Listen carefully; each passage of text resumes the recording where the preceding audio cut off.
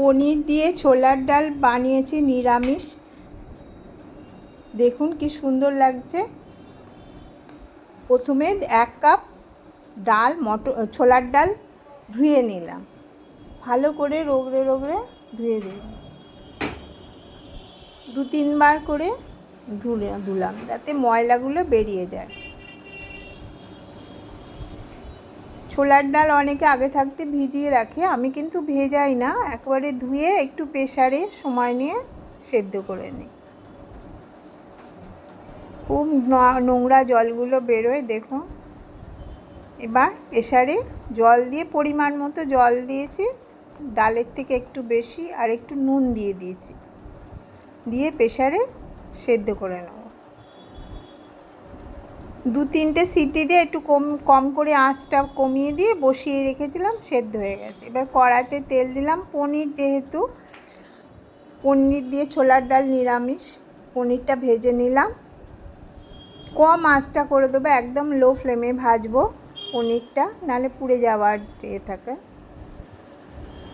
2 চামচে তেল দিয়ে করে নিই। হালকা হালকা রং ধরেছে পনিরে, বেশি কড়া করে ভাজবো না, তাহলে শুকনো হয়ে যায় পনিরগুলো। হালকা হালকা রং ধরবে, এই সময় তুলে নেব। ষষ্ঠী অষ্টমী নিরামিষ, যেহেতু আমাদের নিরামিষ খেতে হয়, সেই জন্যে এই রেসিপিটা বানালাম। 2 দিনই খাওয়া যাবে। এবার কাজু কিশমিশটা ওই তেলেতে ভেজে নিলাম হালকা করে।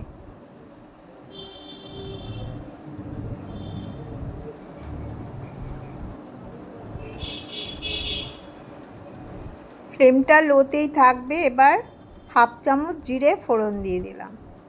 ফোড়নটা ভাজা ভাজা গন্ধ ছাড়ুক, তার সঙ্গে 2টো কাঁচা লঙ্কা ভেঙে দিলাম। কাঁচা লঙ্কার ফ্লেভারটাও ভালো লাগে।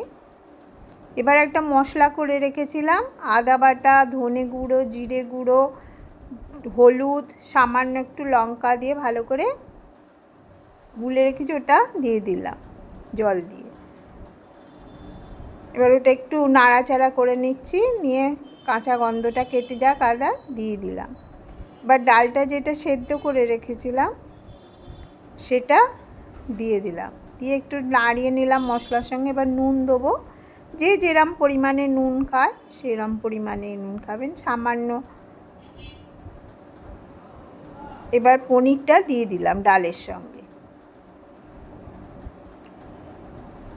ওপর থেকে চিনি ছড়িয়ে দিলাম। এবার একটু কাশ্মীরি লঙ্কার গুঁড়ো দিলাম, আর গরম মশলার গুঁড়ো দিয়ে দেবো। এই যে গরম মশলা, 1/2 চামচ গরম মশলার গুঁড়ো দিয়ে দিলাম, বেশি দিলাম না। এবার চাপা দিয়ে দেবো। ফোটা হয়ে গেছে দেখুন, ওপর থেকে একটু গ্রেট করে প্লেটিং করে নিলাম, নিয়ে ওপর থেকে একটু গ্রেট করা পনির ছড়িয়ে দিলাম প্লেটিং করে। খুব সুন্দর লাগে খেতে এই পনিরের ছোলার ডালটা, আপনারা বানিয়েও খেতে পারবেন।